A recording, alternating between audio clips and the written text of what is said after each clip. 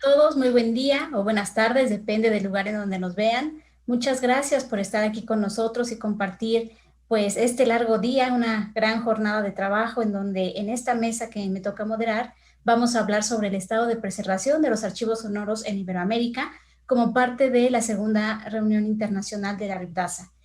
Un poquito de contexto nada más antes de darle paso a nuestros investigadores que trabajan en esta red. La RIPDASA es la Red Iberoamericana de Preservación Digital de Archivos Sonoros y Audiovisuales, que está auspiciada por el ICITED.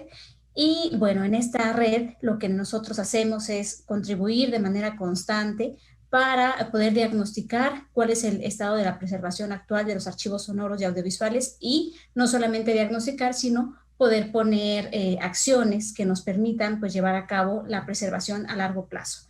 Entonces, bueno, en este sentido, en esta mesa vamos a hablar, vamos a estar dialogando con algunos de los representantes por países de Iberoamérica que han colaborado de manera sistemática en esta red y pues una de las acciones que también hemos llevado a cabo en la RIPDASA no solamente es el análisis de la preservación digital, sino también estamos desde el año pasado, hemos estado organizando webinars en donde nosotros pues queremos favorecer con los temas que sugerimos, cómo es bueno, son talleres realmente o cursos de actualización para profesionales en los archivos. Entonces, algunos de ustedes han colaborado con nosotros, lo cual nos da mucho gusto, porque ahora en el chat ya veía que nos estaban saludando, les agradezco mucho.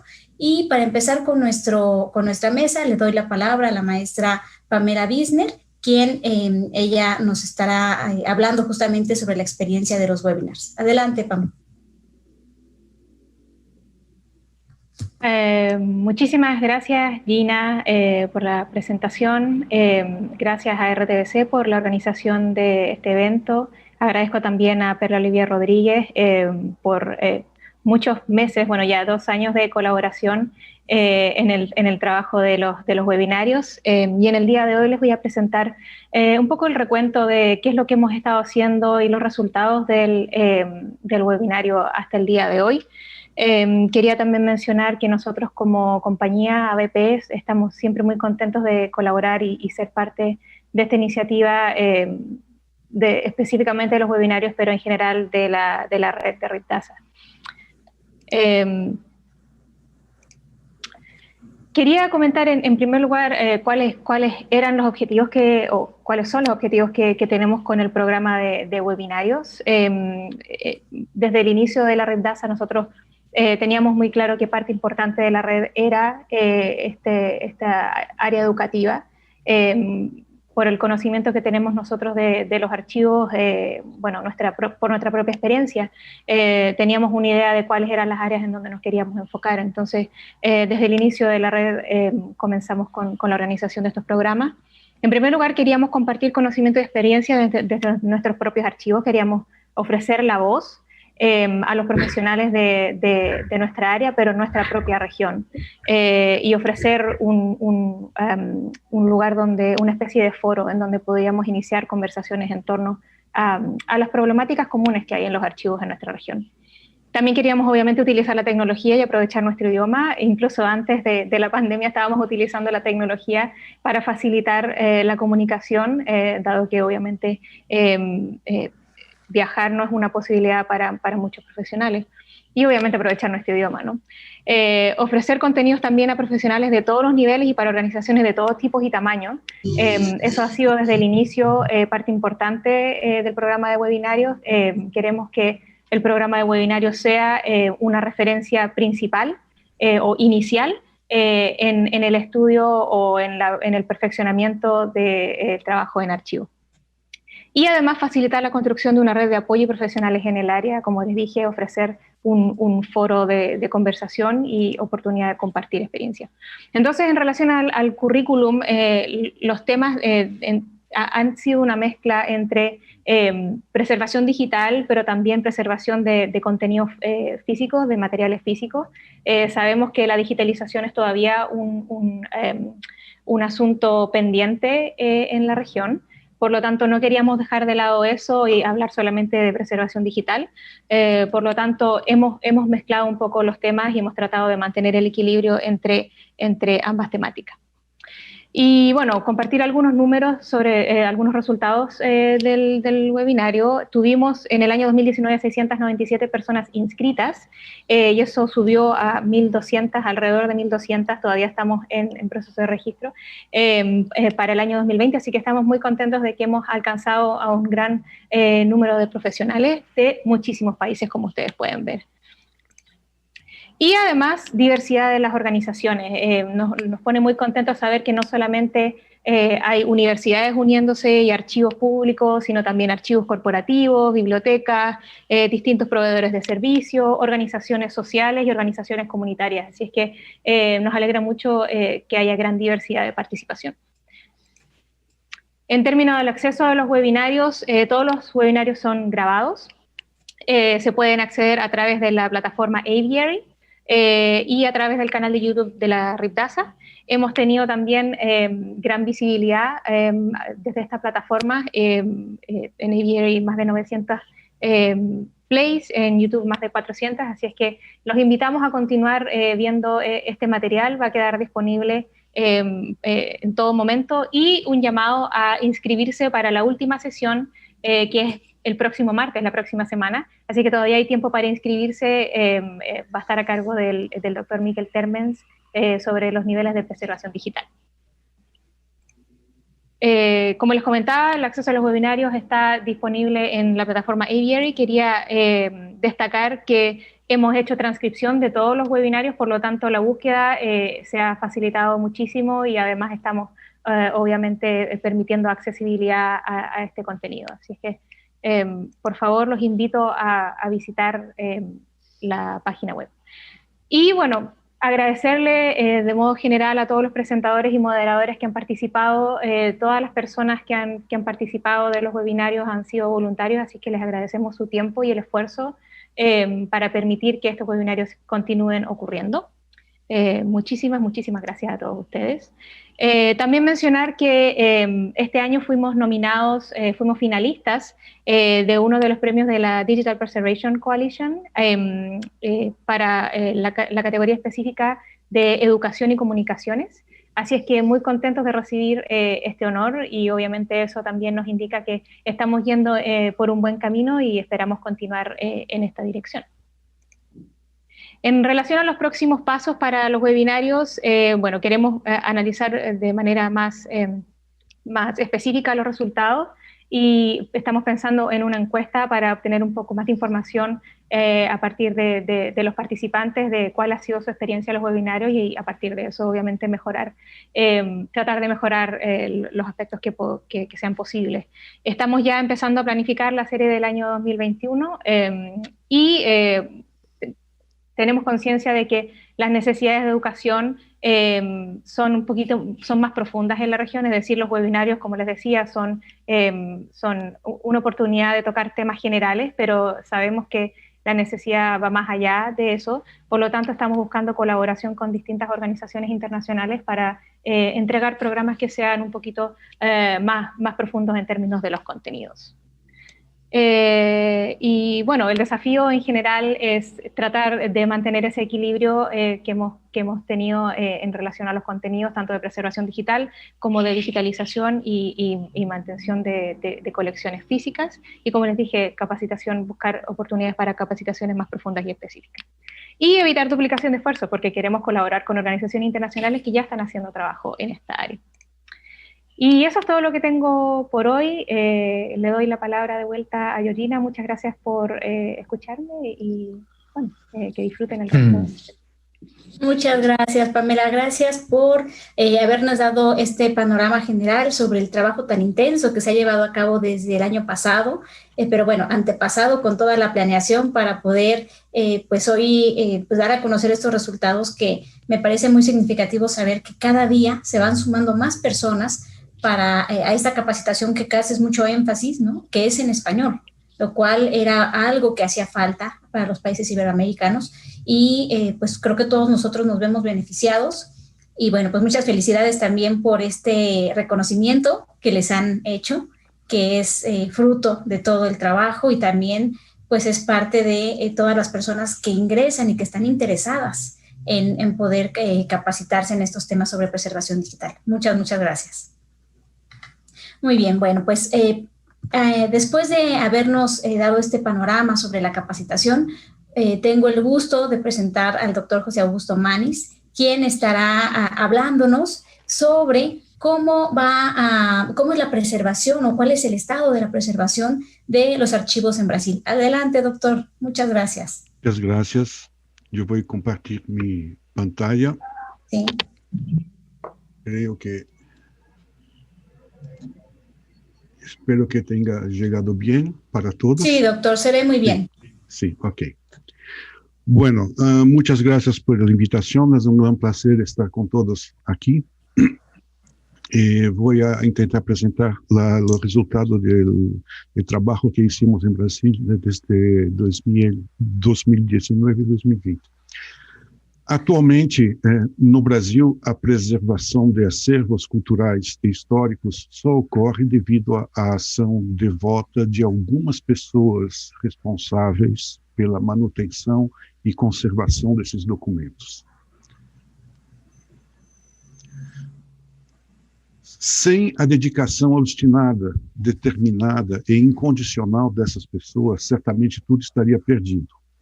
São pesquisadores, são técnicos, colaboradores, funcionários e mesmo voluntários que, por idealismo, senso de responsabilidade, princípios éticos, se tornaram verdadeiros guardiões do patrimônio histórico e cultural de nosso país. São pessoas que, a cada dia de trabalho, se movem continuamente, superam desafios, enfrentam adversidades, para que as coleções e fundos documentais sob sua guarda não morram. Com exceção das poucas instituições privadas atuando neste setor, a maioria dos bens culturais do Brasil dependem de recursos públicos que, desde a década de 1990, têm progressivamente diminuído, nos aproximando cada vez mais de um colapso. Como falar de preservação digital em seu sentido pleno, enquanto grande parte da documentação histórica e cultural brasileira sequer foi digitalizada?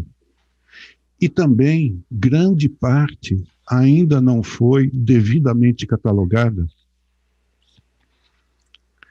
Enquanto prevalece a crença em políticos que, um após outro, bradejam estar no bom caminho, sem ter, contudo, o devido lastro para conter tudo que atinge e compromete nossa cultura e nossa tradição, o declínio para a ruína está sendo cada vez mais vertiginoso.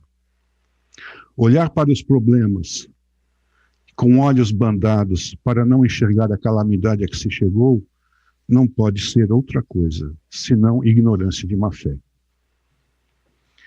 Fazendo uma breve retrospectiva desse processo, em 1991, com a intenção de estabelecer novas políticas públicas para a cultura no país, houve uma esperança eufórica na invenção de uma solução para aumentar os recursos aplicados a esse setor, o que suscitou a Lei de Incentivo à Cultura, Lei Rouanet.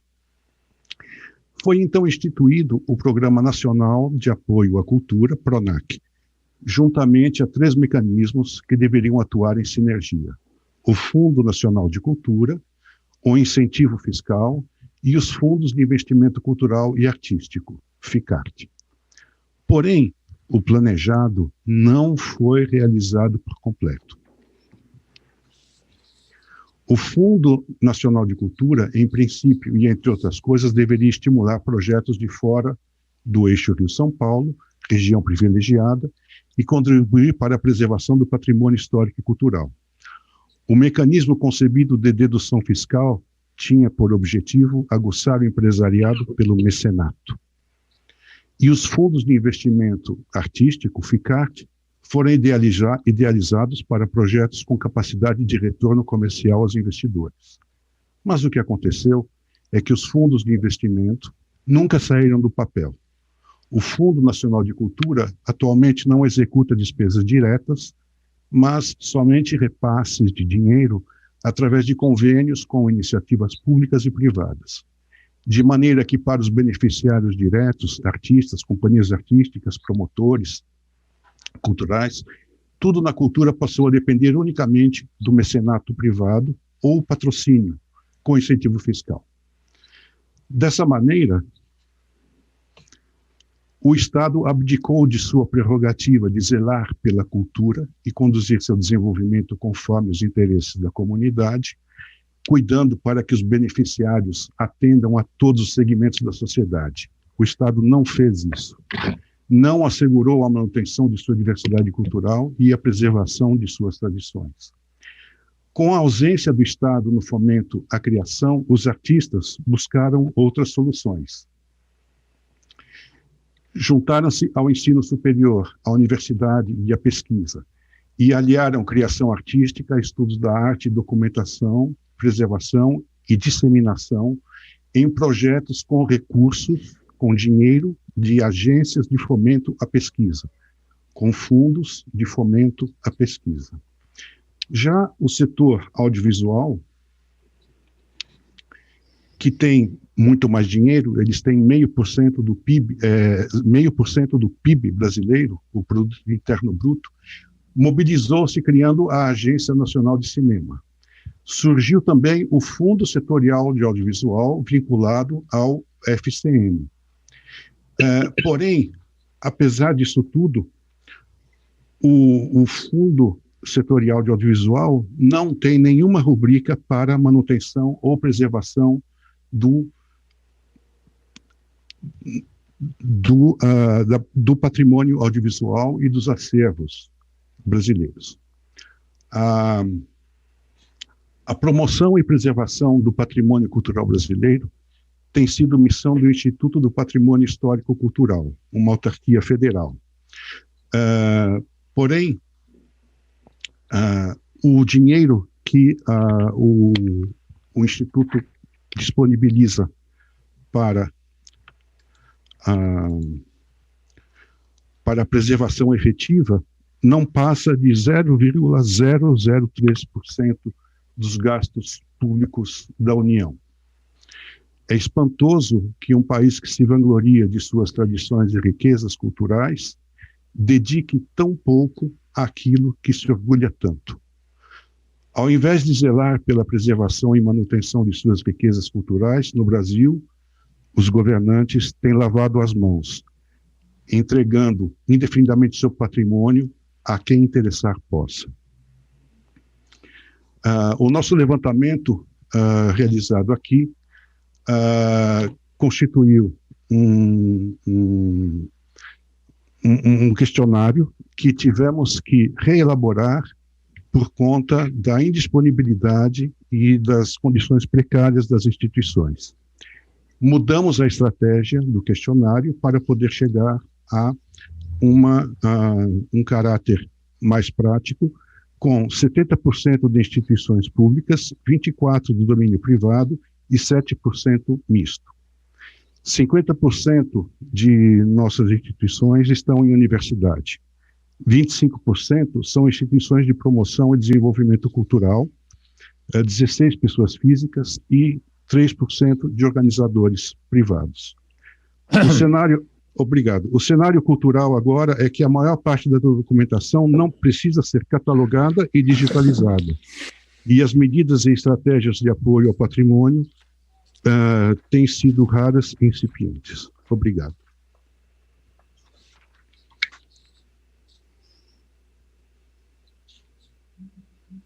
Muchas gracias, doctor. Gracias por darnos este contexto de lo que está ocurriendo en Brasil, en donde desafortunadamente no solamente es la región de Brasil, sino muchas de las regiones latinoamericanas.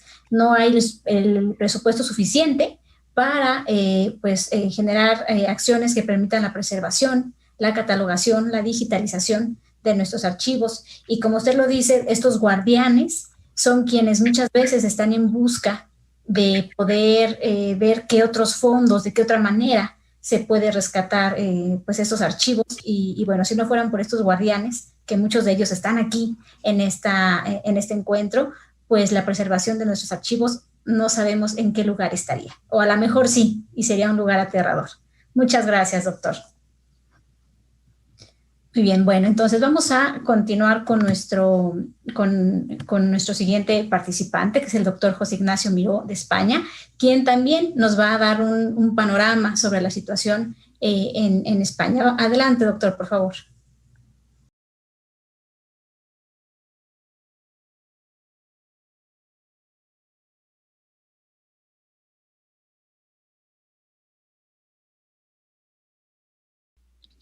Hola, buenas tardes. Tienen en pantalla, espero, la presentación de diapositivas que he denominado Apuntes sobre la preservación de patrimonio sonoro y audiovisual en España. Se trata de un resumen muy breve, de un panorama general de la situación de estos archivos y otros tipos de centros que se dedican a este patrimonio. Agradezco la invitación a participar en esta mesa redonda y espero que les resultará de interés. Yo no estoy vinculado a ninguna fonoteca ni biblioteca, por el contrario, me inscribo en el ámbito universitario y he querido hacer una primera reflexión de qué tiene que decir el ámbito universitario en un encuentro de fonotecas y bibliotecas. Bien, he pensado que hay una primera obligación de las universidades, que es la de formar a los profesionales, bien desde los niveles más elementales de las ciencias de la documentación hasta los aspectos más especializados. Luego tenemos una función de investigación que puede dirigirse a los documentos en sí o a la propia gestión que se desarrolla en fonotecas y bibliotecas. Y por último, hay una colaboración con estos centros por parte de las universidades que se puede dirigir hacia adentro de los propios centros de manera que se asesore y se colabore con ellos desde la universidad, o hacia afuera, donde las universidades pueden ser quienes den más voz y más visibilidad a una labor de fonotecas y bibliotecas que, si no, pues puede permanecer un poco en la oscuridad o en el silencio. Hablemos un poco del patrimonio audiovisual, unas líneas generales. Para más detalles remito al artículo que han preparado los doctores López Yepes y Fernández Bajón, de próxima aparición en el volumen que prepara RIPDASA sobre toda la realidad de los archivos sonoros de Iberoamérica. Bien, como unas líneas generales diré que para tener información general de conjunto de toda España sobre el patrimonio audiovisual, el primer lugar al que nos debemos remitir es el Servicio de Audiovisuales de la Biblioteca Nacional de España, donde hay muy importantes fondos que es posible consultarlos presencialmente, también averiguar datos sobre ellos a través de los catálogos en línea y conocer unas muestras de ese patrimonio a través de la biblioteca digital. Pero no hay que olvidar los fondos que están en propiedad de las empresas de radio y televisión. Unas empresas serán de tipo público, como Radio Televisión Española, y otras de nivel nacional, como Mediaset y A3 Media, son ya empresas privadas. Todas ellas tienen sus propios gestores y aquí encontramos diferencias en cuanto a las posibilidades que tienen los investigadores externos para acceder a esos gestores y, por tanto, a la información sobre los fondos. Mientras que el gestor ARCA de Radio Televisión Española, aun siendo diseñado para uso interno, permite el acceso de investigadores externos con bastantes limitaciones, pero se puede acceder. Los gestores documentales de empresas totalmente privadas están restringidos totalmente a los propios responsables de esos centros y los investigadores externos no pueden participar allí. En cuanto al patrimonio cinematográfico, quiero mencionar a la Filmoteca Española, parte del Ministerio de Cultura, y sobre todo a dos facetas de este centro, la faceta de preservación y la de difusión. Para preservación cuenta con un centro muy moderno de conservación y restauración especializado en materiales fílmicos, no en los sonoros, los puramente sonoros. Es un centro que lleva unos 7 años en funcionamiento y posee unos almacenes muy avanzados para una preservación diversificada de los distintos tipos de películas. En cuanto a la difusión, me alegra darles la noticia, que igual ya conocen, de que hace muy poco, menos de un mes, en octubre de este año, se ha ofrecido al público una nueva herramienta de consulta que se denomina Inventario de Cine Español Conservado, respaldada por una base de datos realizada por la empresa Barats, y que irá aumentando la cantidad de los fondos a cuyos datos permite el acceso. He querido hablar de Filmoteca Española porque ahora el paso lógico sería hablar de la Fonoteca Española, pero aquí nos encontramos con un problema, y es que con ese nombre no hay ningún centro, no disponemos de una Fonoteca Española llamada así, ¿no?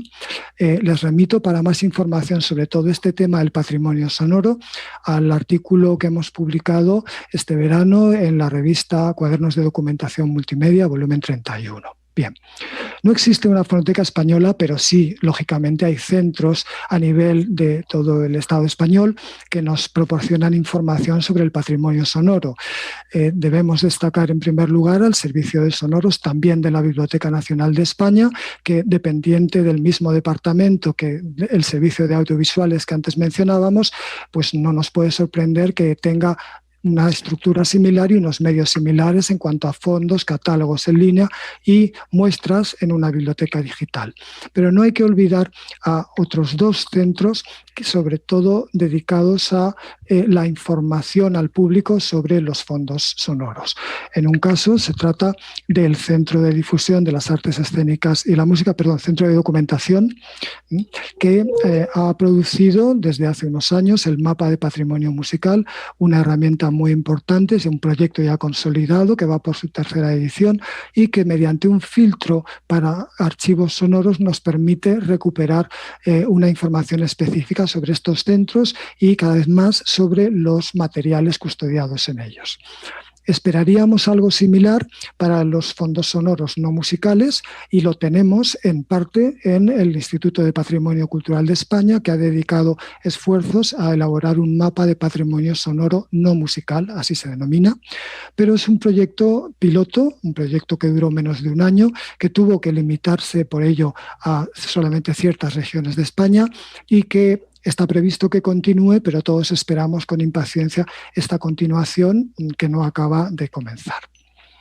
También, aparte de estos centros de nivel toda España, encontramos centros muy importantes en las distintas comunidades autónomas o a otros niveles, pero no hay un censo completo de custodios, una lista completa o casi completa que nos permita saber todos los lugares donde tenemos documentos sonoros patrimoniales en España.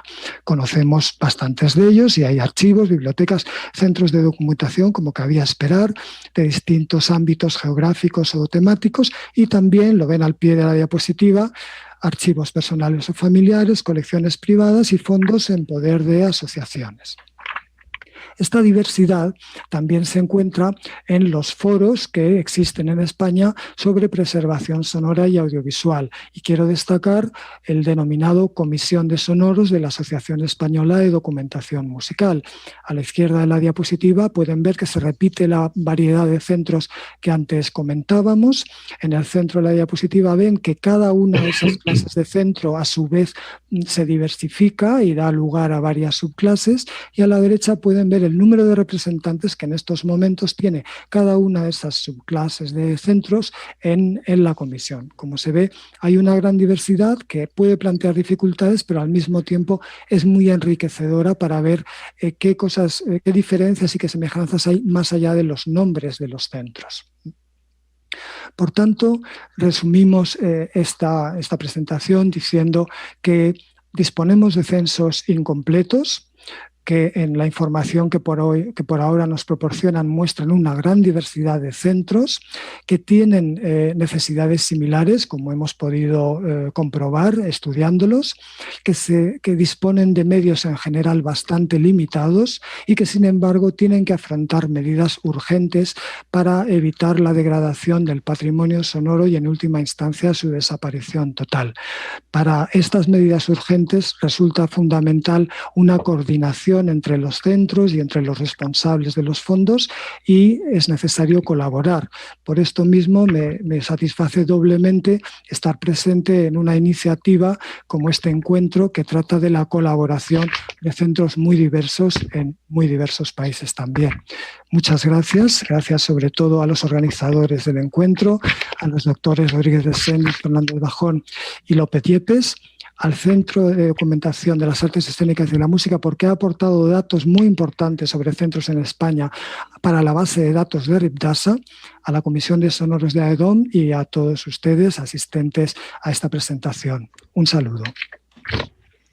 Muchas gracias, doctor Ignacio Miró, por traernos a la reflexión esta pregunta sobre qué aporta el mundo académico a las fonotecas y a las bibliotecas, que sin duda alguna pues, es una pregunta que nos hace pensar en que todos nosotros de alguna u otra forma hemos recorrido estos caminos en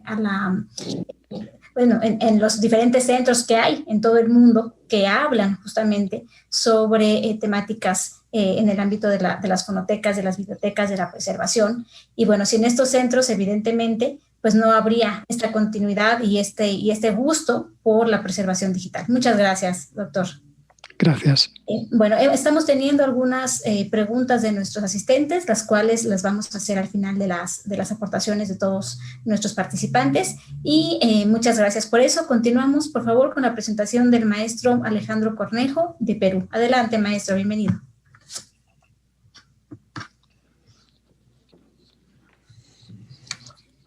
Muchas gracias. Buen día, buenas tardes a todos. De acuerdo al lugar donde se encuentren, quiero agradecer a RTVC por la organización de este encuentro y también al incansable trabajo de Perla Olivia Rodríguez, que bueno, es además impulsora de la RIPDASA, y a todos mis colegas de RIPDASA que se encuentran ahora aquí. Bueno, voy a hacer un repaso de la situación en el Perú, luego del trabajo que se hizo con el equipo de RIPDASA Perú. Estoy compartiendo esta presentación.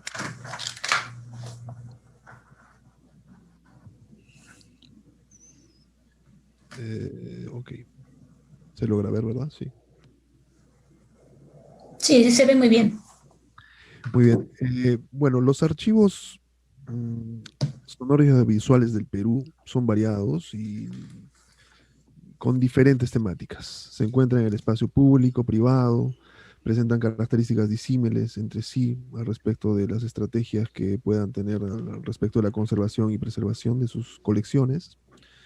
En esta búsqueda del equipo de RIPDASA, porque iniciamos una búsqueda de información para la composición de nuestro observatorio iberoamericano, nos topamos con diferentes instituciones y empresas que hasta el momento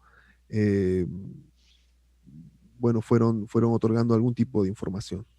Y finalmente logramos ubicar en este espacio seis sectores en los que están o podrían estar los respectivos archivos y las colecciones inicialmente nombradas. Permítame compartir esta presentación.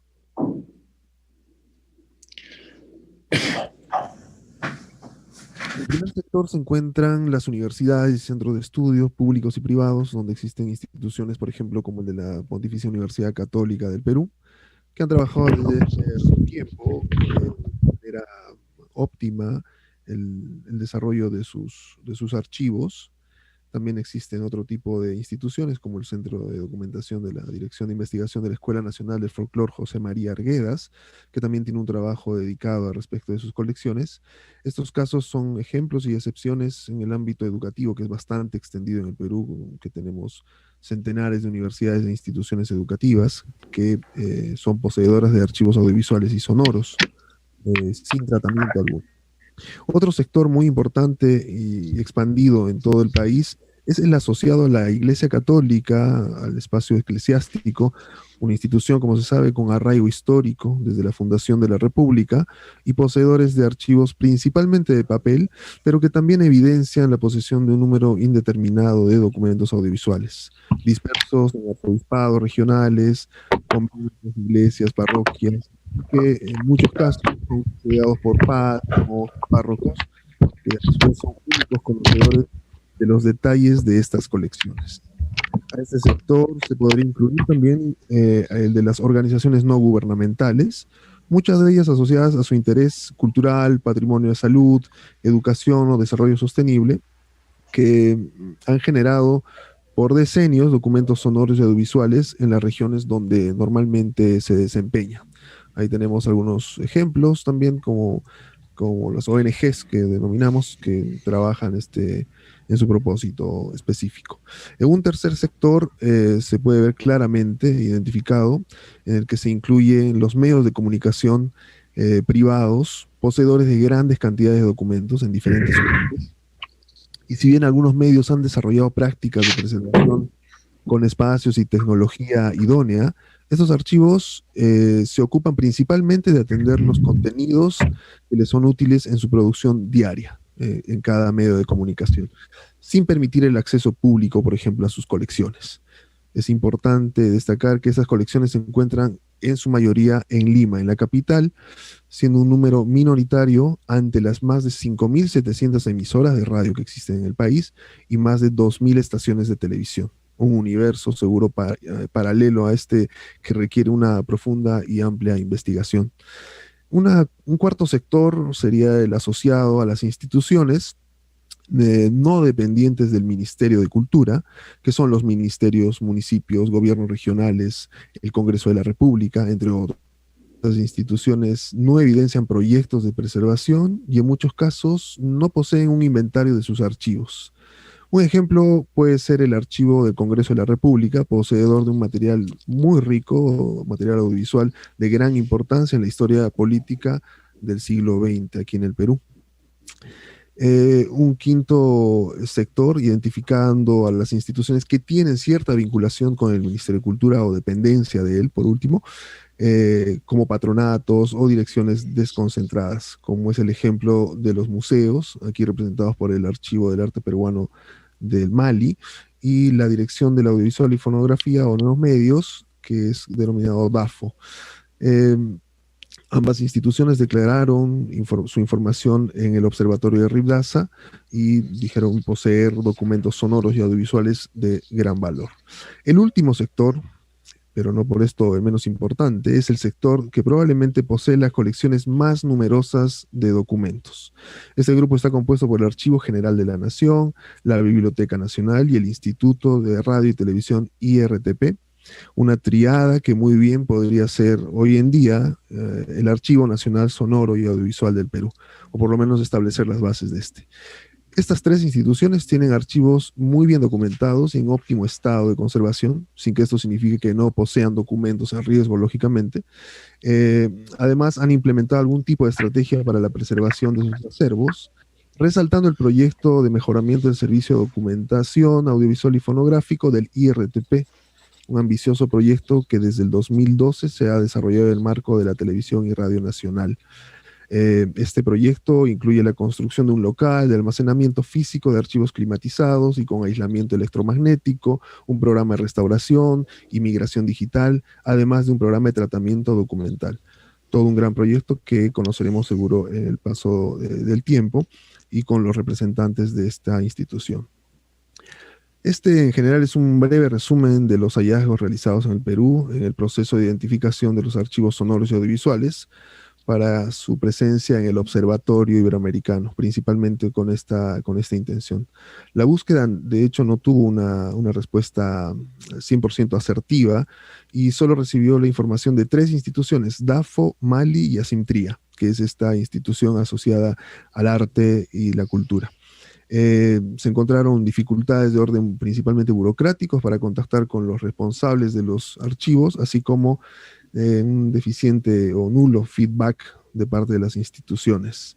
ante la solicitud de datos para la geolocalización en nuestro mapa observatorio, que no busca otra cosa que visibilizar a las instituciones de la memoria que resguardan colecciones sonoras y audiovisuales. Es sumamente importante para las instituciones que colaboren en la compilación de este tipo de plataformas informativas, porque así crearemos entre todos una red informativa útil para la investigación científica y el libre acceso de la sociedad, que encontrará en los archivos los espacios para consolidar la ciudadanía, la identidad y la preservación del patrimonio cultural en los albores de nuestro bicentenario. Es importante entender este tipo de trabajo y hacer unificada la información, porque finalmente los que salen beneficiados son los ciudadanos y las naciones. Gracias.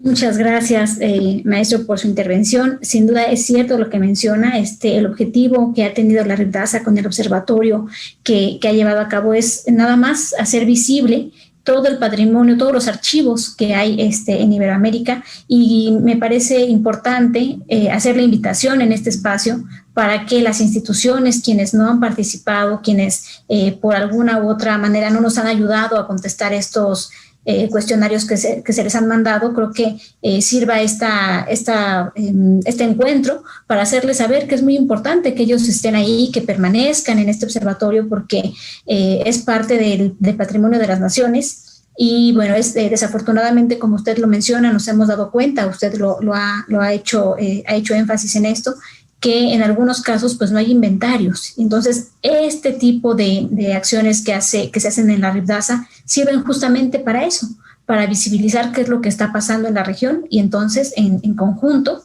pues poder tomar acciones. Muchas gracias, maestro. A ustedes. Vamos a dar ahora la palabra a la doctora Mirelsa González Vélez desde Puerto Rico. Bienvenida, doctora. Muchas gracias por su aportación. Adelante. Gracias, Georgina, y saludos a todos los colegas. Voy a compartir mi pantalla.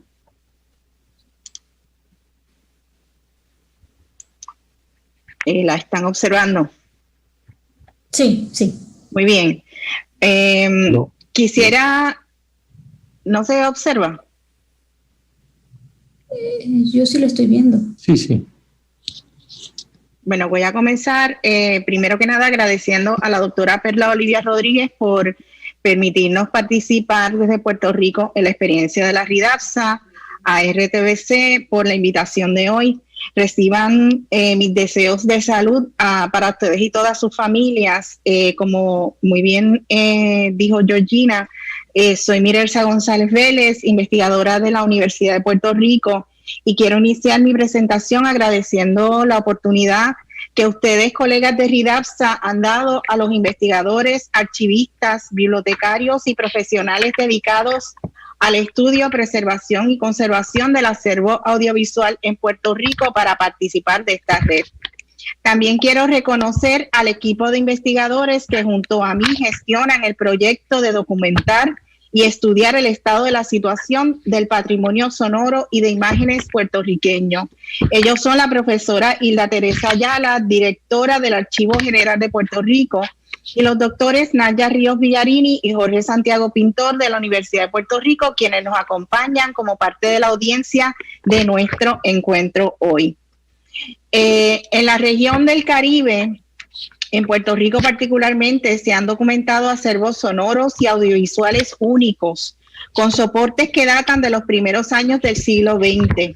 Los esfuerzos para preservar la memoria sonora y audiovisual han sido históricamente liderados por el Archivo General de Puerto Rico, el cual se originó en el 1955 y cuya operación está bajo el Instituto de Cultura Puertorriqueña. El origen del Archivo General se da gracias a la intervención del Departamento de Historia de la Universidad de Puerto Rico. El Archivo General de Puerto Rico cuenta con un archivo de imágenes en movimiento y el archivo de música y sonido. Y al momento nos han informado que cuentan con sobre 12,000 objetos resguardados.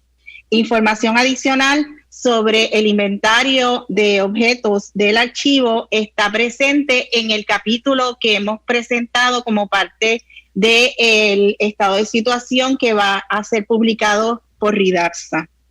Entre los soportes más antiguos de sonido que se encuentran en el archivo general están cilindros Edison de Amberol. Esto dado al acceso temprano que se tuvo en Puerto Rico a tecnologías de producción de grabaciones musicales entre los años 1909 y 1913. También entendemos que el establecimiento de las primeras estaciones de radio, la primera en el 1922, y más adelante el plan concertado de parte de los gobiernos locales para utilizar medios de comunicación, medios sonoros y audiovisuales como instrumentos políticos y educativos entre 1940 y 1960, generaron una gran cantidad de objetos que son parte ahora de nuestro acervo sonoro y audiovisual. Por ejemplo, con la creación de la División de Educación a la Comunidad y la creación de la Corporación de Radiodifusión Pública de Puerto Rico con su marca WIPR Televisión, que se inauguró en el 1958. En el caso de los acervos custodiados por estas estructuras gubernamentales, el riesgo mayor de pérdida correlaciona negativamente con los fondos asignados para estos fines. Mientras menos fondos se asignan, más riesgo de pérdida hay.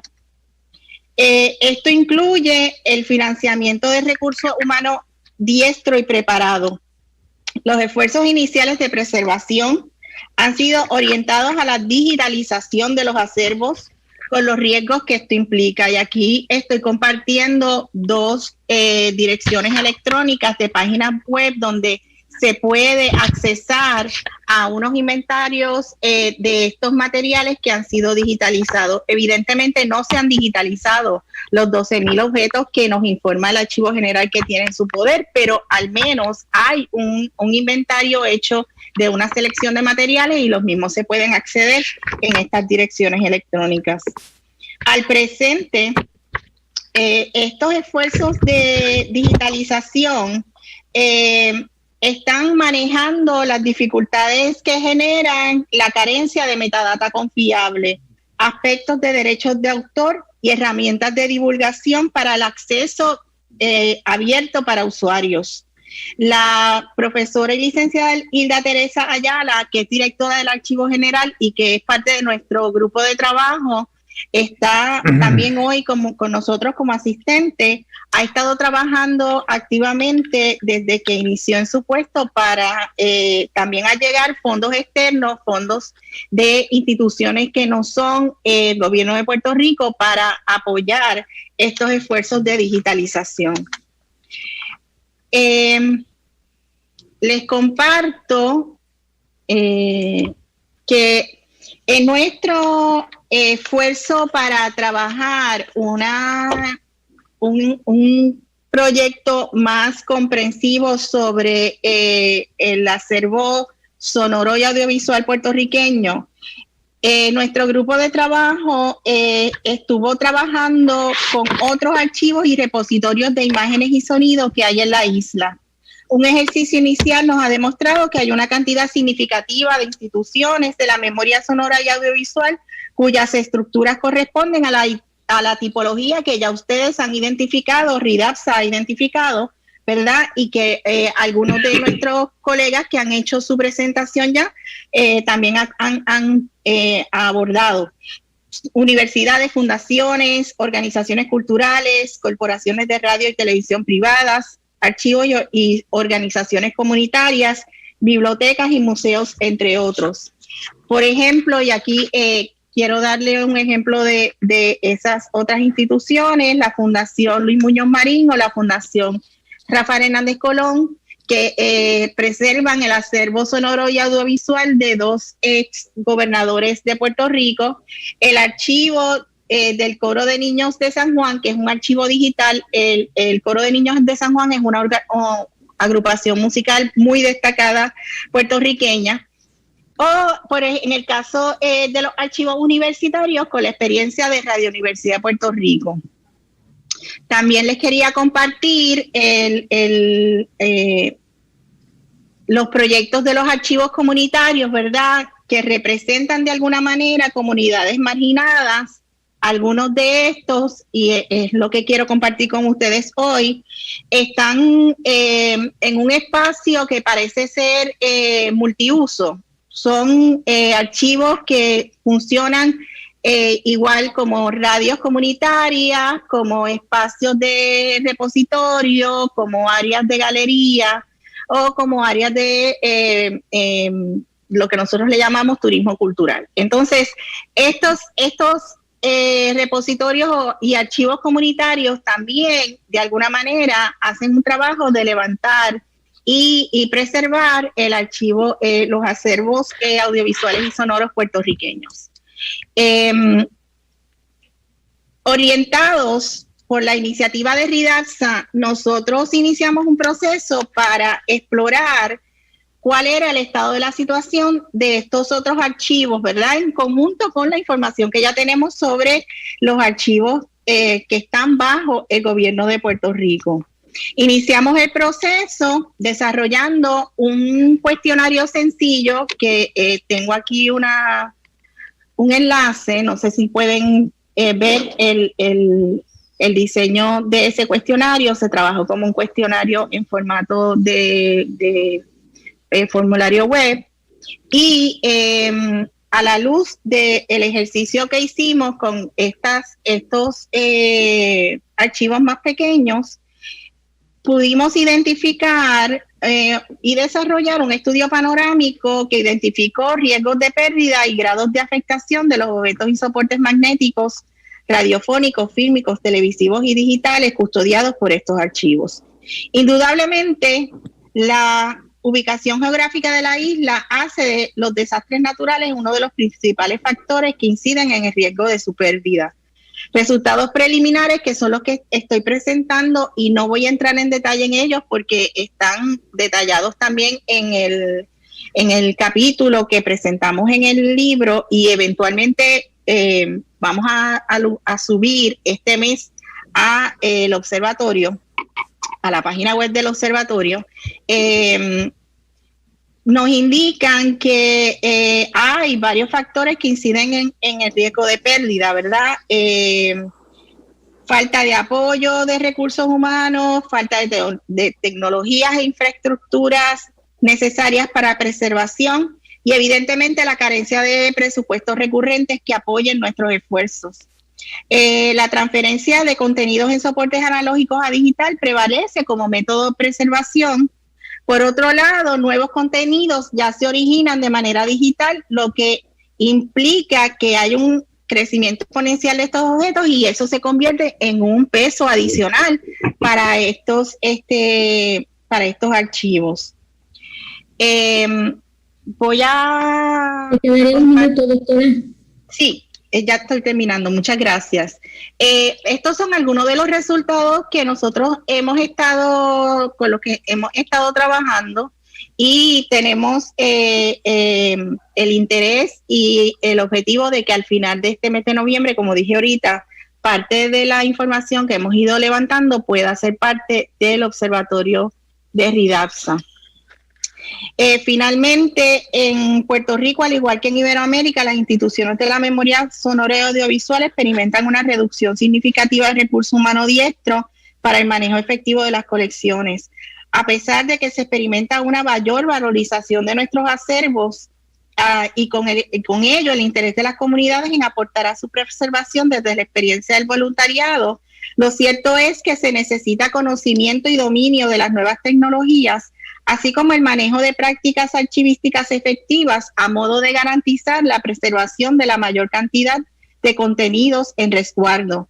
Puerto Rico se ha sumado desde enero de 2020 a las iniciativas desarrolladas por la RIDAPSA, y me place comunicarles que sobre 50 investigadores, bibliotecarios, archivistas y ciudadanos interesados en la conservación de estos acervos han participado de los webinarios desarrollados por la red este año en el 2020. Esperamos, como ya dije, que al finalizar el mes de enero tengamos una participación en el observatorio. Es nuestro deseo que la colaboración continúe propiciando la discusión amplia de los desafíos y oportunidades que enfrentamos juntos para mitigar el riesgo de la pérdida de nuestra herencia audiovisual, tanto a nivel local, regional e internacional. Muchas gracias. Gracias, doctora Mirelsa.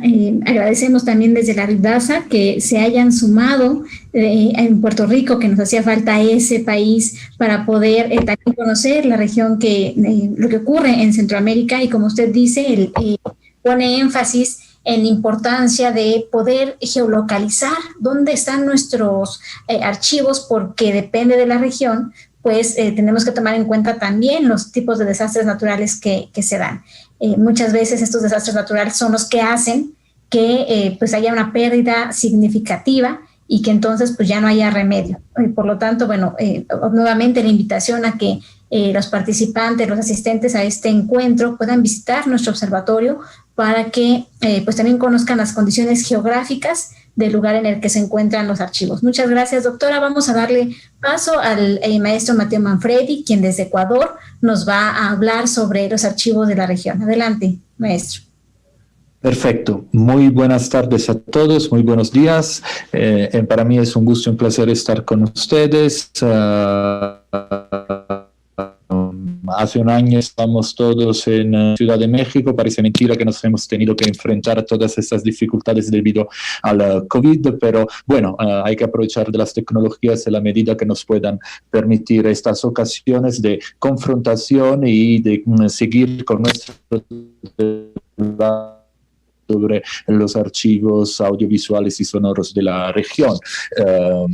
Concretamente, como les decía, bueno, les presentaré el caso específico del Ecuador. Yo soy coordinador de la maestría en archivística y sistemas de gestión documental de la Universidad Andina Simón Bolívar, sede Ecuador, aquí en Quito, y conocedores de las problemáticas endémicas y estructurales que caracterizan el patrimonio documental entendido en un sentido amplio de la palabra, o sea, no refiriéndonos únicamente al patrimonio fílmico y audiovisual y sonoro. La Universidad Andina se sumó con mucho entusiasmo desde el comienzo del proyecto RIPDASA, porque en cierta medida el sentido de toda esta proyecto de investigación, geolocalización, en función de generar una preservación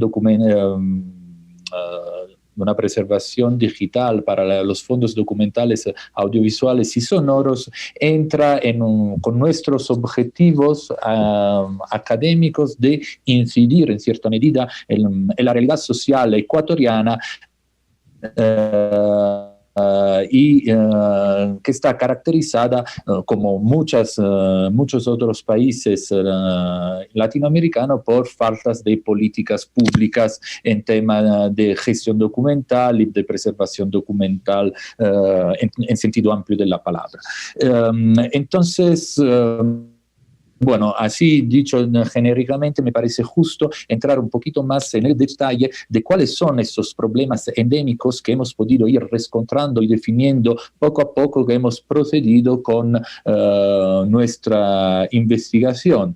Y el primer tipo de problema que hemos encontrado evidentemente se refiere al marco normativo legal que caracteriza las modalidades de preservación y de conservación de los principales acervos documentales aquí en el Ecuador. Nos encontramos frente, digamos, a una paradoja en este sentido, porque si vamos a ver en perspectiva histórica cuáles son las principales leyes normativas que han caracterizado el tema archivístico en el Ecuador, nos encontramos realmente frente a muchas normativas, es decir, que a lo largo del tiempo, digamos, desde principios del siglo XX hasta la actualidad, el Ecuador ha generado muchas normativas dirigidas a una correcta gestión y administración de archivos. Si nos referimos ya que en 1938 se creó el Archivo Nacional de Historia, actualmente se llama Archivo Nacional del Ecuador. En 1945 se hizo la Ley del Patrimonio Artístico, que se refería a una determinada categoría de archivos. Luego, en 1982, se formuló la Ley del Sistema Nacional de Archivos y al año siguiente se le dio una reglamentación a esta ley. Luego, en tiempos más recientes, se ha creado la LOTAIP, la famosa Ley Orgánica de Transparencia y Acceso a la Información Pública de 2004. Luego tenemos instructivos de organización básica de archivos de 2005 y en 2008 la creación de la nueva constitución del país, la Constitución de la República del Ecuador, entre sus títulos hay un título enteramente dedicado al tema de archivos. Finalmente, en 2016 se promulgó la Ley de Cultura, que está orientada específicamente a los archivos históricos y otro sinfín de normativas técnicas específicas en materia de arte. Entonces, podríamos decir que el Ecuador ha tenido a lo largo de su historia más reciente un cuidado notable desde un punto de vista normativo de sus propios archivos.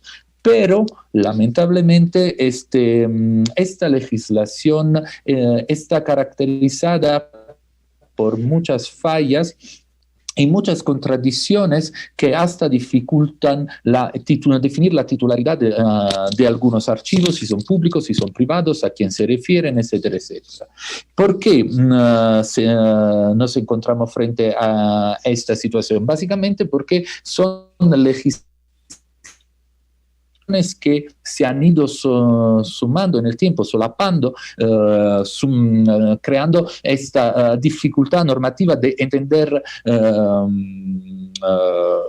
cómo administrar y gestionar esos archivos, y lo que falta es justamente un punto de vista que no sea tan técnico, jurídico, sino un punto de vista legal, evidentemente, pero más bien enfocado desde lo que la academia define como documentos de archivo, y en el caso específico de los documentos audiovisuales y sonoros. De hecho, prácticamente en el Ecuador ya no se definen documentos como tales, así como la disciplina archivística en términos académicos define, sino más bien los define como bienes. Entonces, todas las acciones de preservación que se han dado hasta el momento están dirigidas hacia este enfoque de no documentación, no de documentación vinculada a la producción de un determinado tipo de institución, que puede ser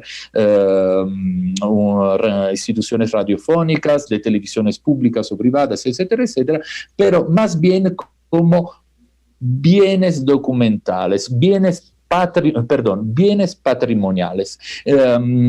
Así, antes de que la RIPDAS empezara sus propias actividades de investigación, hemos podido contar con un diagnóstico de algunos antecedentes, cuales el catastro de archivos y bibliotecas y el censo de archivos históricos. Y se encuentran que todas esas actividades también están afectadas principalmente por la normativa legal vigente en el país. A partir de 2018, a partir de 2019, hemos empezado desde la Universidad Andina a coordinar esta búsqueda, geolocalización e investigación destinada específicamente a los archivos sonoros y audiovisuales, y personalmente he podido coordinar un pequeño equipo de investigación conformado por mi persona y por otros dos investigadores. Entre estos puedo resaltar el aporte que me ha dado a la investigación la María Fernanda García, que era egresada de la maestría, y actualmente ya es magíster en archivística, y el director de cine Manolo Sarmiento, quienes me ayudaron en la búsqueda de archivos audiovisuales y sonoros. Ya en este pequeño mapa que podemos ver aquí, vemos una concentración de archivos en la zona sierra del país, mucho mayor de la zona costa del país. ¿A qué se debe esta situación, digamos, bipolar? Digamos, tenemos un país bien dividido desde el punto de vista de los archivos. La sierra, evidentemente, es la región donde está la capital. Es de suponer también que había mucho más archivos en la zona de la capital, pero así como la compañera de Puerto Rico informaba sobre su país, también el Ecuador ha sido afectado a lo largo del tiempo por muchos factores naturales, sobre todo me refiero a sismos, y el último es del 2016, que fue un sismo de 7,6 grados de Richter, que han perjudicado gravemente la zona, los archivos audiovisuales y archivos en el sentido más amplio de la palabra, en todo lo que es la zona costa. Entonces, el primer factor de riesgo que tenemos aquí en el Ecuador, evidentemente, es de carácter natural, y este mapa, así como lo hemos visto, en cierta medida refleja también estas coyunturas de carácter sísmico. Finalmente, si vamos a ver cuáles son los datos cuantitativos de todo el proceso de búsqueda e investigación de nuestros archivos, podemos identificar 70 archivos en la zona sierra, donde distribuidos entre archivos de instituciones públicas, archivos audiovisual de investigación, archivos sonoros de investigación, bibliotecas. Hay muchas bibliotecas que cuentan con fondos audiovisuales y sonoros, comenzando por la biblioteca de la universidad donde trabajo yo, Cineteca, la Cineteca principal es la Cinemateca Nacional, Filmoteca, Fonoteca de Radio, etcétera, etcétera. Entonces, esa es la cantidad de archivos que hemos encontrado en la zona sierra. En cambio, en la zona de la costa y en algunas otras regiones al sur, como la de Loja o de Cuenca, finalmente hemos identificado tan solo 27 archivos audiovisuales. Cuando hemos podido entrar más en el detalle de quiénes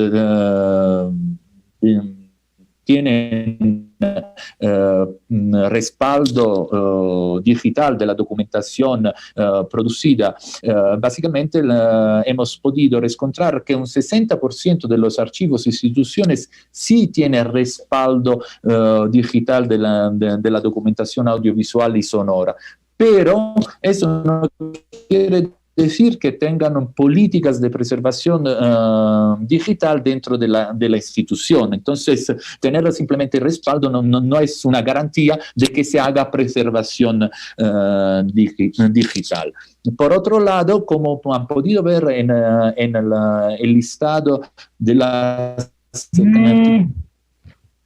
de archivos identificada, básicamente echamos en falta la posibilidad de haber tenido la disponibilidad de acceder a los archivos de las televisiones públicas y privadas del país. Eso lo consideramos una grande falla del sistema aquí en el Ecuador, porque básicamente por mucho que hayamos insistido y haber tenido problemas parecidos a los que indicaba Alejandro desde el Perú, con falta de comunicación, etcétera, etcétera, la verdad es que al no poder tener acceso a la información de estos fondos documentales, básicamente se está incumpliendo una de las leyes que hemos identificado antes, es decir, la LOTAIP, la ley de transparencia a la información.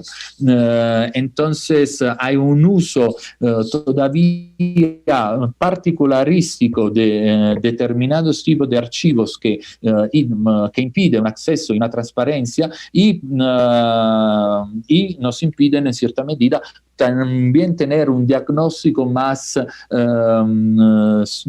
fidedigno a la realidad del país. Entonces, se acabó su tiempo. Si quiere sí. hasta aquí llego. Hay límites y ventajas como todo tipo de situación. Hemos identificado muchos archivos, pero nos falta mucho para entender la complejidad del país. Muchas gracias a todos. Un gusto. Muchas gracias, maestro. Muchas gracias por traer a la discusión el tema de las normativas, la importancia que tiene contar de que cada país cuente con normativas para la gestión y administración de los archivos. Vamos a continuar con la maestra Dora Brausin desde Colombia, quien nos va a hablar también del panorama que hay en su país. Adelante, maestra, bienvenida. Muchísimas gracias, muchas gracias Georgina, muchas gracias a todos los integrantes de la Rendaza, que es una fortuna que estén todos aquí en este espacio virtual socializando a través de estas plataformas desde los medios públicos de Colombia el panorama de los archivos en Colombia. Y en Colombia y en toda la región, por supuesto también en España. Entonces creo que será una jornada absolutamente enriquecedora que va a motivar muchas acciones. Sin duda parte de las informaciones o del recuento de lo que ha pasado con los archivos en Colombia tienen que ver con los eventos. Los eventos como este encuentro han influido mucho para que en nuestro país hoy tengamos un panorama que es optimista frente al tema de los archivos, que pues lo voy a comentar como de la siguiente manera. Podríamos decir que en Colombia hay 4 etapas para definir cómo se ha gestionado el tema del archivo sonoro y audiovisual. Vendríamos una primera etapa, que esa primera etapa llamémosla como de el surgimiento.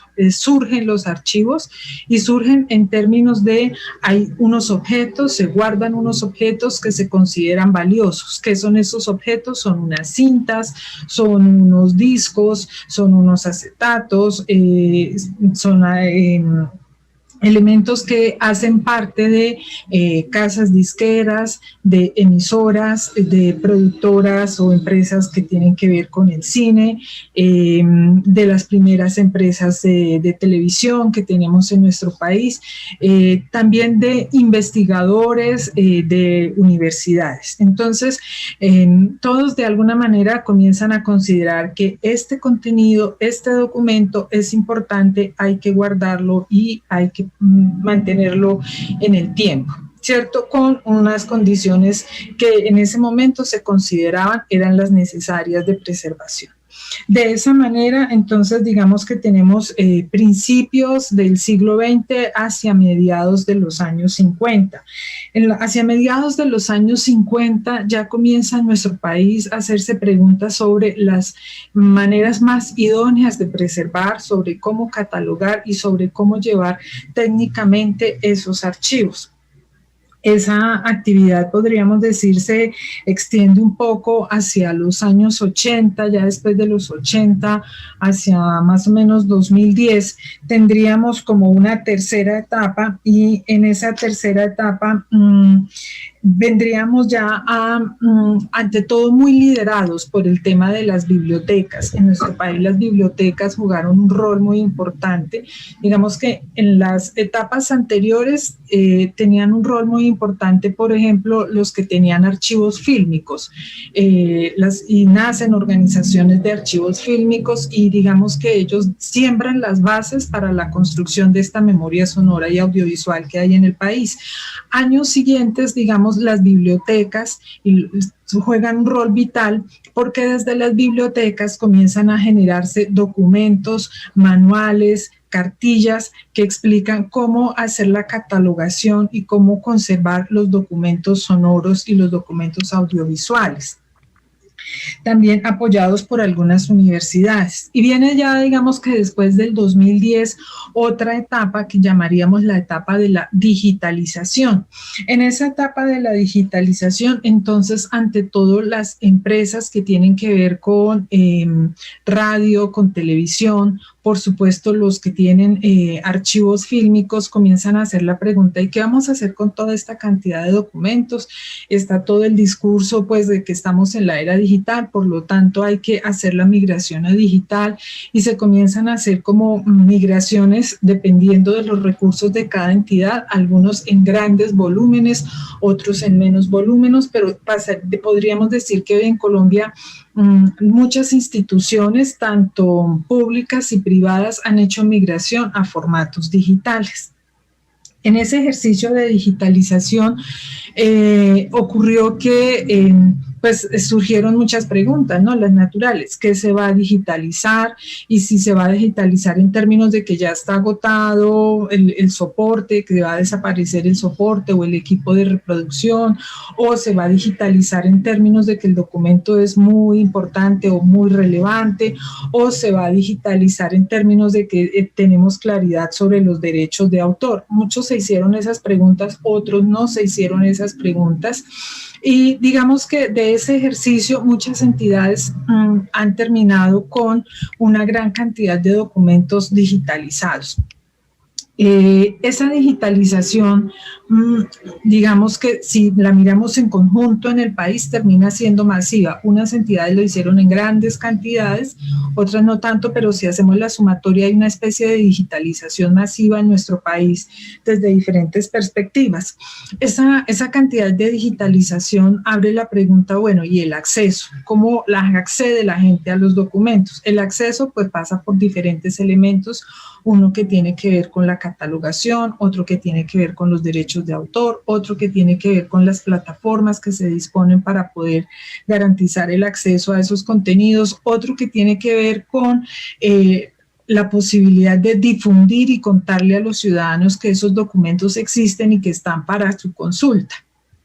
Porque hay algunas entidades que han publicado sus catálogos, pero pues la gente no sabe y pues tampoco hay la consulta, entonces tampoco está garantizado de alguna manera el acceso. Entonces, en esa etapa de la digitalización ocurren como todas estas preguntas y eso nos pasa entonces a la cuarta etapa. La cuarta etapa en la que estaría hoy nuestro país, en esa cuarta etapa estaríamos diciendo que se están buscando mecanismos, herramientas para buscar que todos esos contenidos digitalizados puedan ser puestos al servicio de los ciudadanos. Entonces, que podamos encontrar formas de hacer la catalogación, formas de que las personas sepan que esos documentos existen, motivar a los ciudadanos para que consuman y utilicen esos documentos, hacer que esos documentos se conviertan en una experiencia para la ciudadanía. Digamos que esas son como esas cuatro etapas generales. En esas cuatro etapas generales hay varios fenómenos interesantes. Entonces, un fenómeno que para nosotros es muy propicio, digamos, en Colombia, es que cuando comienza la etapa de la digitalización, comenzamos nosotros a preguntarnos, bueno, ¿y cómo vamos a hacer este proceso? ¿Cómo vamos a hacer esta labor? Y nos apoyó mucho la Fonoteca Nacional de México, nos apoyó mucho Televisión Nacional de Chile, el Instituto Nacional Audiovisual de Francia, que eran entidades que en su momento ya tenían como experiencia y ellos nos han orientado mucho en la labor que hicimos y comenzamos a realizar una serie de eventos, foros, actividades como estas en nuestro país que hicieron eco en diferentes instituciones y eso ha motivado, por ejemplo, a que en nuestras universidades tengamos programas de formación, de capacitación en temas de archivos y gestión de archivos sonoros y audiovisuales. Ha motivado que la empresa privada tenga una oferta de servicios para todos los procesos que tienen que ver con la gestión de archivos sonoros y audiovisuales. Ha motivado que desde nuestro Archivo General de la Nación se genere una resolución para explicar cuáles son los procesos y los manejos que se deben tener en cuenta en esos archivos. El Archivo General de la Nación también ha estado haciendo la construcción de un inventario de archivos sonoros y audiovisuales. Y se ha motivado también la construcción de una cultura que permita pensar en esa recuperación. De esa manera, desde el Ministerio de Cultura de Colombia se generan becas para diferentes organizaciones para que éstas puedan hacer inversión en recuperación de sus archivos. Y ese es también un fenómeno interesante en nuestro país, y es que la preservación de los archivos sonoros y audiovisuales no es solo un asunto de las grandes instituciones, del Archivo General, de las bibliotecas, las universidades o las emisoras o las cadenas de televisión. Es también un asunto de organizaciones sociales, es un asunto que está muy presente en diferentes territorios del país, y afortunadamente desde el Ministerio de Cultura se han generado becas para motivar a que estas organizaciones recuperen esos documentos. Entonces, eso ha hecho también que a nivel local las instituciones, las gobernaciones, las alcaldías, secretarías de cultura desarrollen proyectos para que los gestores culturales reconozcan a aquellas personas que tienen acervos, que tienen colecciones, y que brindarles ayudas y apoyos para que ellos puedan hacer la preservación de esa documentación. Creo que entonces eso nos da un panorama de un país que tiene interés, que tiene conocimiento por trabajar en la preservación de archivos sonoros y audiovisuales, que ha pasado por la experiencia de la digitalización. No quiere decir que todos hayan pasado, pero sí hay una importante cantidad de entidades que han pasado por la experiencia de la digitalización. Pero que esa digitalización afortunadamente ha dejado muchas preguntas, y creo que hoy hay un escenario propicio para resolver esas preguntas que ha dejado esa etapa de la digitalización, para poder garantizar que los ciudadanos disfruten de esos archivos que se están recuperando, que los usen bien sea para la ciencia, para la creación, para conectarse con sus emociones, con su pasado, para tener una visión de futuro. Bueno, creo que hay un ejercicio importante. Entonces, Colombia es un país que tiene un trabajo que ha avanzado, pero también es un país con muchos retos en esta temática. Hay el apoyo institucional, pero por supuesto, dada la extensión de nuestro territorio y las condiciones geográficas que tenemos, poder llegar a atender todas las necesidades que se tienen en las regiones sigue siendo un reto muy importante. Yo diría que eso a nivel de conclusión de la información de las actividades que se están realizando en Colombia. Muchas gracias, maestra Dora, por su intervención sobre el panorama de estas 4 etapas, y centrarnos en la última etapa, que es el acceso, que justamente lo que hace la Retasa en primer lugar es poder visibilizar todos los archivos para que pues las personas en general conozcan cuáles son los archivos que están más cercanos al lugar en donde viven y en consecuencia los puedan visitar. Pero también falta impulsar mucho que desde las instituciones, desde los archivos se puedan generar acciones que permitan pues poder poner a disposición la mayor cantidad de documentos posibles. Muchas gracias, maestro. Damos ahora paso al maestro Francisco Miranda, quien nos hablará de la situación en Chile. Adelante, maestro, gracias, bienvenido. Muchas gracias. No puedo compartir la pantalla, no sé por qué. A ver.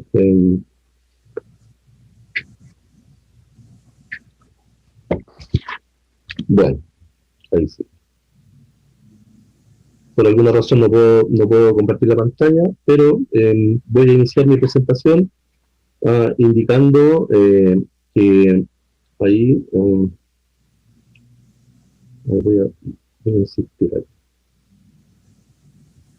Hay una persona que está todavía compartiendo la pantalla y me impide compartir.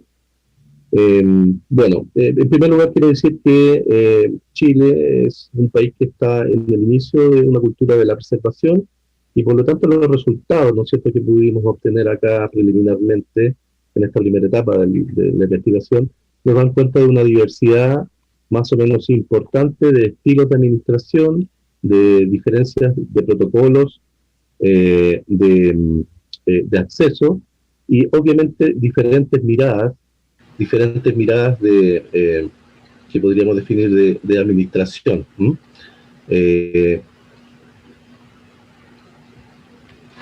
Existe también una divergencia, ¿no es cierto?, en formas, ¿no es cierto?, de acceder a este tipo de información debido a la constante oferta de tecnología actualmente. Podemos decir que desde el punto de vista de las organizaciones y organismos que se dedican a esta labor, fundamentalmente tenemos las universidades públicas y privadas que reciben información o reciben financiamiento del Estado de Chile, las que de alguna forma han iniciado esta tarea, sumándose por supuesto fundaciones de carácter privado y otro tipo de instituciones que han visto el inicio de esta actividad de una manera rápida, utilizando las infraestructuras digitales actuales.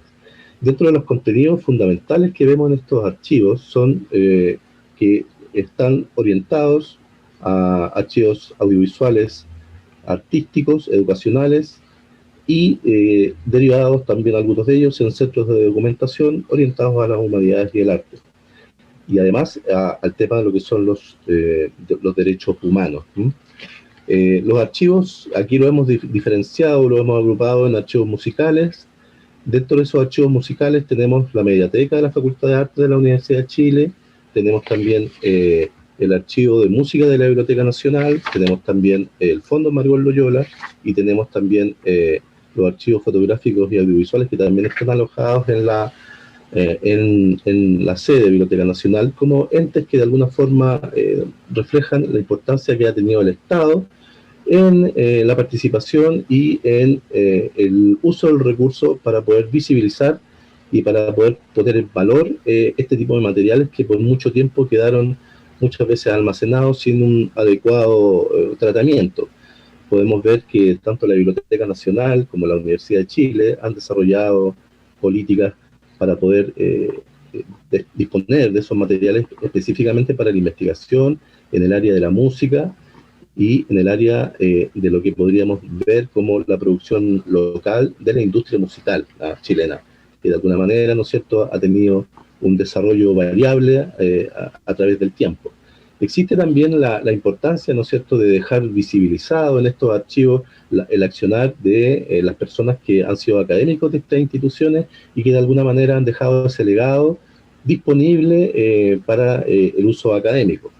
Sin embargo, tenemos también una actividad que ha resultado muy interesante, que es muchos de los museos en Santiago, entre ellos el Museo de Arte Precolombino, también el Centro de Documentación del Museo de la Solidaridad Salvador Allende, y el Museo Antropológico Sebastián Engel, entre otros, ¿no es cierto?, han empezado a dejar de alguna forma, ¿no es cierto?, o han visibilizado la necesidad de poder trabajar esos materiales audiovisuales que ellos contienen de una manera que ha permitido utilizar el acceso de ellos a través de sitios digitales, como en este caso lo que está realizando el Museo de Arte Precolombino, pero sin embargo han dejado disponible una serie de otros documentos que dan cuenta de diferentes momentos históricos que Chile ha vivido y que han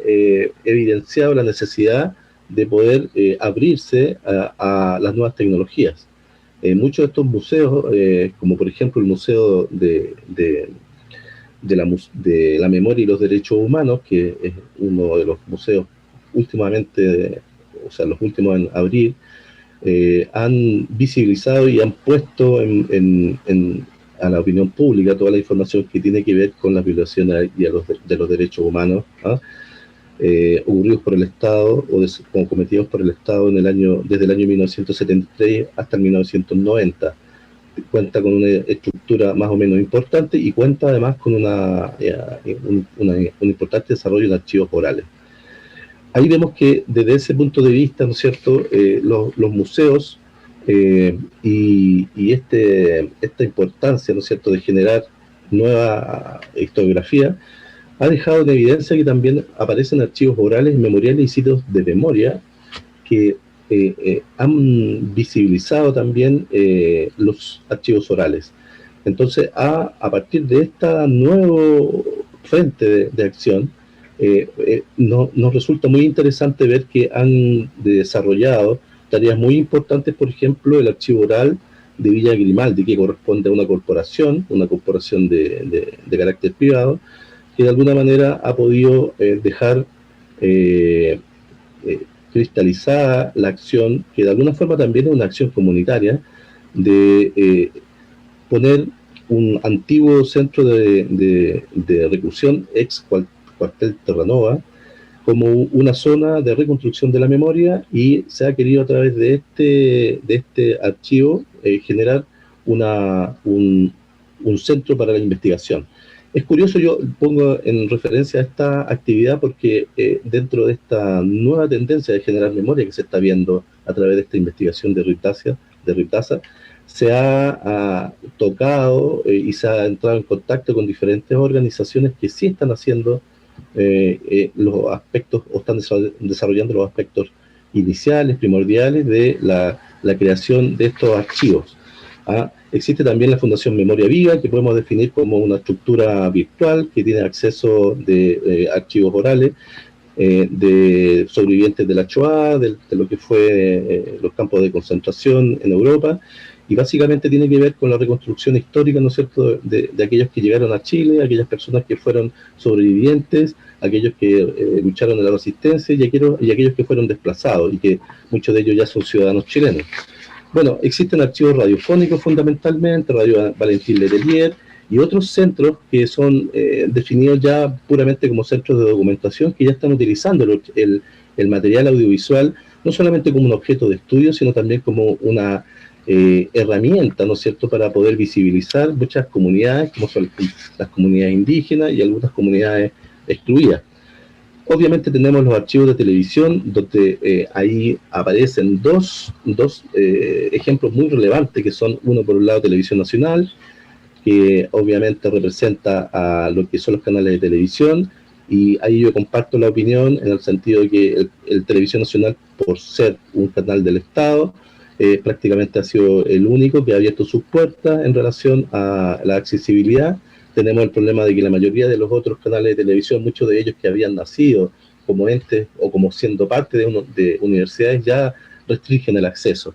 Y finalmente, Canal 3, Canal 3 Señal La Victoria, que corresponde a una iniciativa prácticamente generada por la comunidad, muestra una serie de acciones, ¿no es cierto?, que van en uso, ¿no es cierto?, de herramientas comunitarias, autogestión y proyectos que vienen a través de financiamientos del Estado.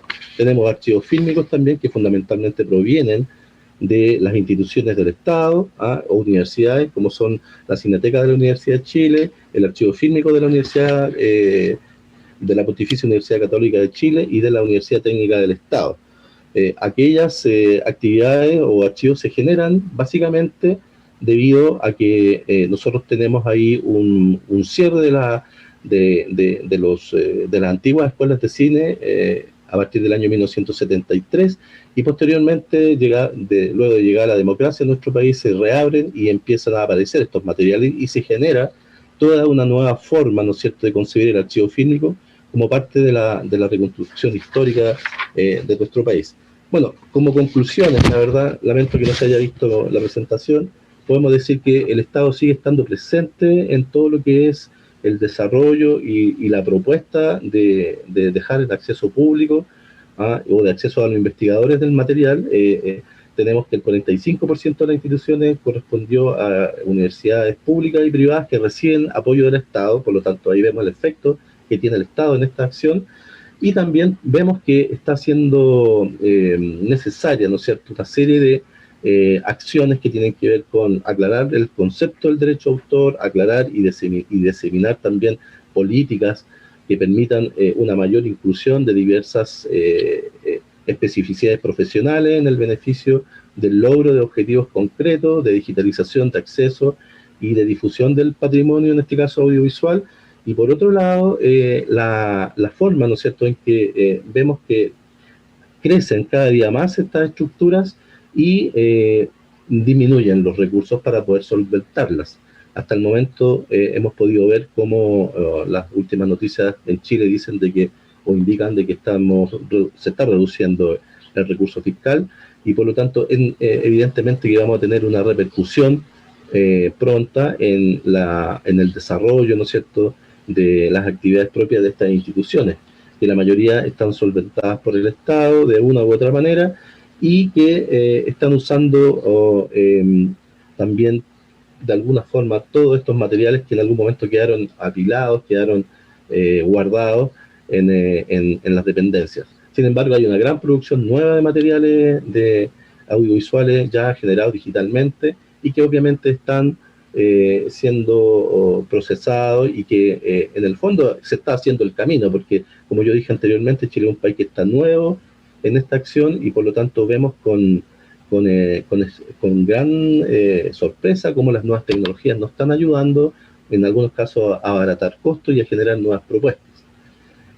Finalmente, quiero agradecer a todas las personas que han participado del proyecto de RIPDASA y de otras instituciones, porque han permitido finalmente de que Chile pueda, de alguna forma, también mostrar su producción en estas materias y ver también y dejar en evidencia todos los nuevos caminos que deben ser transitados en el beneficio de que podamos disponer de estos materiales de la mejor forma, de la forma más rápida, y podamos alentar también la producción de nuevos materiales y podamos también generar líneas de acción en lo que es educación a los profesionales que se están desarrollando en estas áreas y generando también una propuesta que pueda de alguna forma ser acogida por nuestros gobernantes acá en Chile para que el cuerpo y las estructuras legales que están relacionadas con el área de la archivística y la documentación sean más robustas y den resultados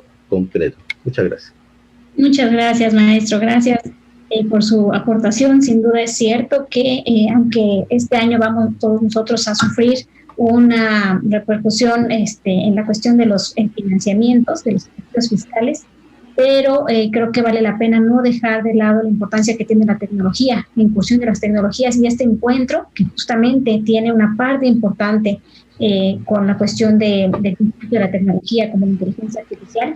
Creo que nos dará una ventana más para ver cómo podemos explorar esa tecnología en nuestros archivos. Muchas gracias. Vamos a dar paso a nuestra última participante, la doctora Mónica Marona. Ya no vamos a tener tiempo para las preguntas de nuestros asistentes, sin embargo, les vamos a responder por medio del chat. Así es que, bueno, adelante, doctora Mónica, bienvenida y, bueno, con usted concluimos.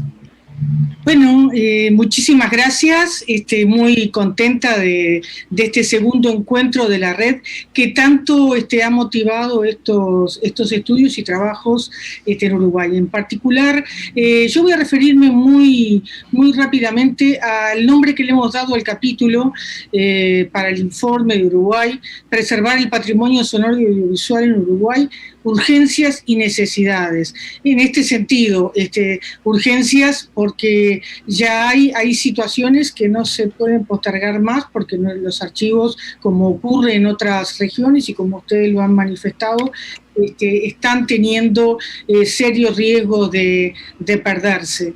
Están en algunos casos con fechas límites ya para, si no se recuperan pronto, corremos serios riesgos. Y luego necesidades, en el sentido de identificar cuáles son aquellas zonas en las que debemos potenciar pensando en sostener en el largo plazo estos procesos. Hemos trabajado básicamente en el libro, en el capítulo, trabajando en la idea de imágenes y sonidos presentes en la vida cotidiana y ausentes en los documentos, que ha sido lo que hemos manifestado. Yo provengo del campo de la historia, y en ese sentido la investigación sobre los medios de comunicación puso de relieve la necesidad de aunar esfuerzos para recuperar estos archivos y un trabajo conjunto que por suerte en Uruguay empieza a desarrollarse en estos últimos años con mucha fuerza y con muchas experiencias muy interesantes.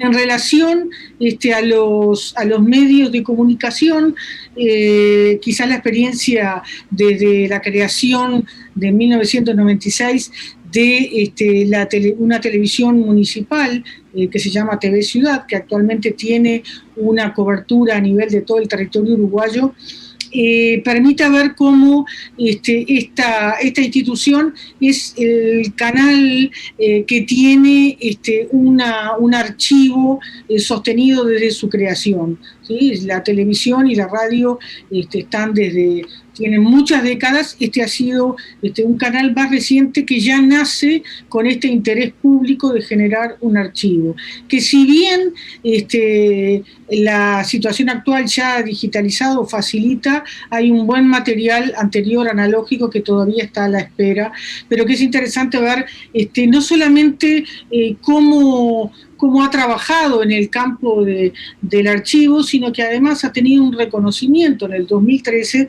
al declararse Monumento Histórico Nacional por parte del Ministerio de Educación y Cultura, lo cual muestra también que hay una preocupación y un reconocimiento por los archivos.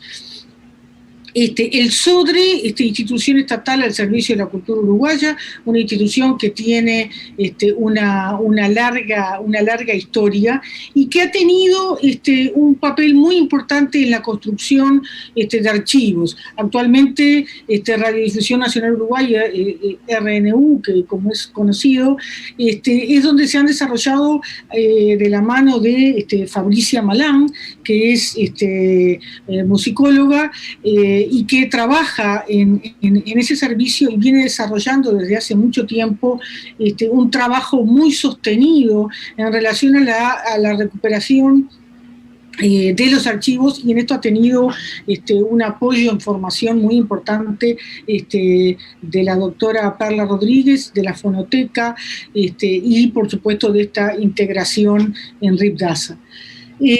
Aquí también vale la pena señalar la existencia no solamente de este archivo sonoro, de esta serie de materiales que son una quizás de las más amplias, se calcula unos 80.000 documentos, sino que también alberga, o sea, la institución SODRE alberga también el Instituto Nacional de la Imagen, donde allí se observa una necesidad de salvaguardar tanto lo que tiene que ver con la digitalización, sino también con su resguardo a través de bóvedas, ¿verdad? Bien.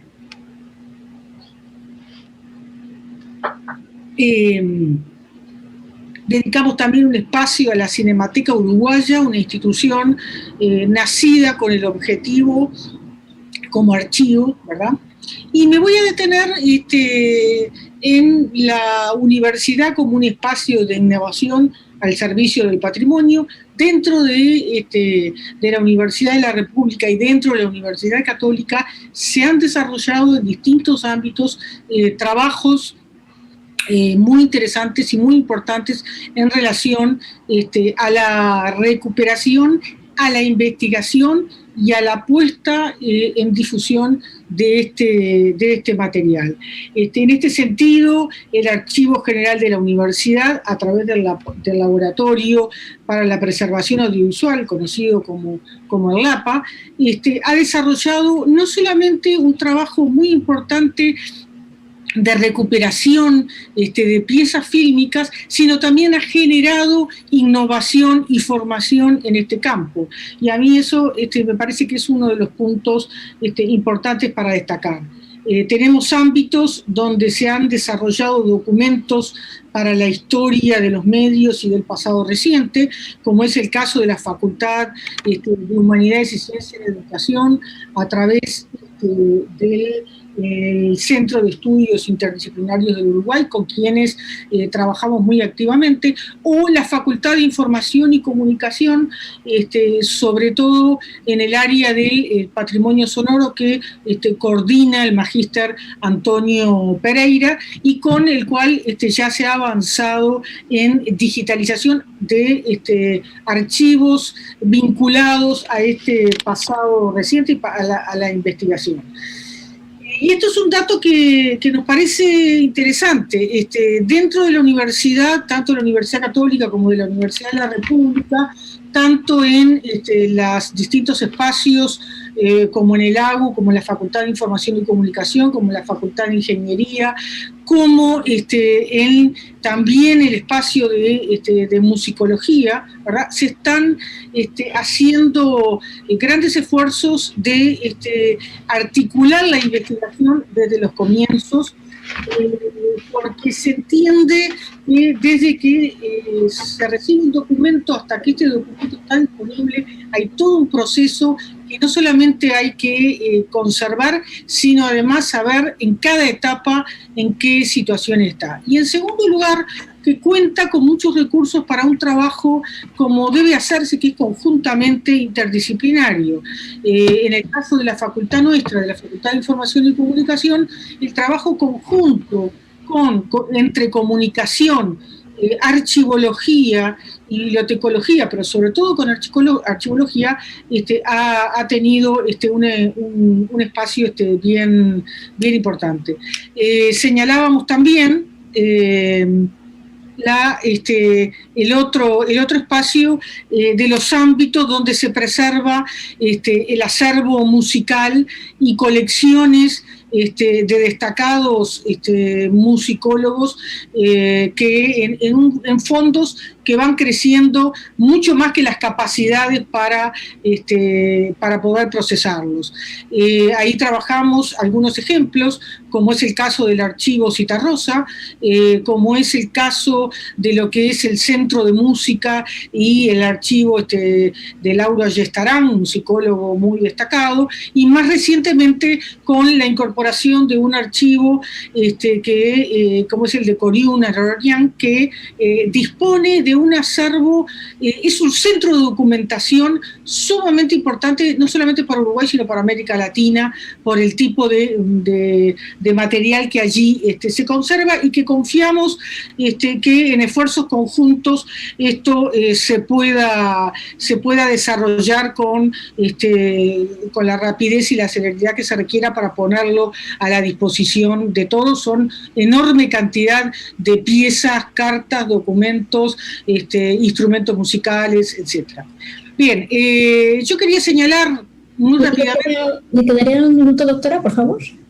Bueno, de esta situación en la que estamos se desprenden algunas potencialidades. Yo quiero señalar de las carencias, creo que las compartimos todos, pero me interesaba marcar la necesidad de la motivación, la capacidad de innovación, lo que ha ganado este espacio en el ámbito uruguayo. Y por último, referirme a la necesidad de que tenemos de esta trilogía: colaborar, innovar y formar, que creo que es uno de los elementos claves. Por un lado, la ventaja de la experiencia acumulada en el trabajo propio, pero también en el trabajo interinstitucional e interdisciplinario.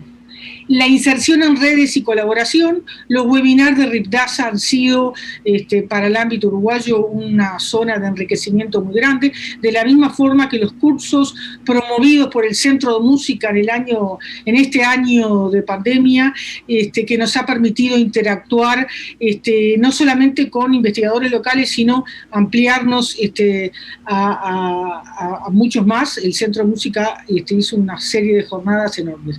Y por último, la necesidad de formar, y en esto no solamente los webinars y las instancias de seminarios, sino también el posgrado que la Universidad de la República, a través de nuestra facultad y el Archivo General de la Universidad, ha promovido, y que va a iniciarse, se debió iniciar este año 2020, pero lo corrimos para el año 2021, en las circunstancias excepcionales en que nos encontramos, que es Patrimonio Documental, Historia y Gestión.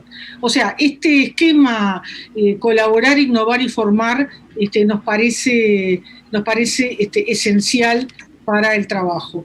Y la responsabilidad que tenemos, sabiendo que lo que no se recupera, lo que no se narra, lo que no se conserva, quedará olvidado para siempre, y ahí va a quedar una cultura demasiado importante de nuestros pueblos como para tomarla de una manera, digamos, frívola o sencilla. Es muy grave lo que ocurre, o sea, no hacer nada tiene efectos muy graves en nuestra cultura. Muchas gracias a todos. Muchas gracias, doctora, por su participación. Nos quedamos con estas 3 palabras que usted hace énfasis: colaborar, innovar y formar. Creo que es fundamental que estemos nosotros, pues, de manera constante desde las universidades llevando a cabo estas acciones. Bueno, hemos terminado con nuestra mesa en nombre de la doctora Perla Olivia Rodríguez Recendis, quien ella es una mujer que siempre está al pendiente de llevar a cabo pues acciones para poder hacer que los archivos sonoros y audiovisuales tengan una larga vida, y quien es también la coordinadora de la RIDASA. Les agradezco mucho y bueno, pues seguimos en este gran encuentro. Muchas gracias. Hasta luego. Gracias. Hasta luego a todos. Un placer estar con todos. Igualmente, un saludo para todos. Un abrazo enorme.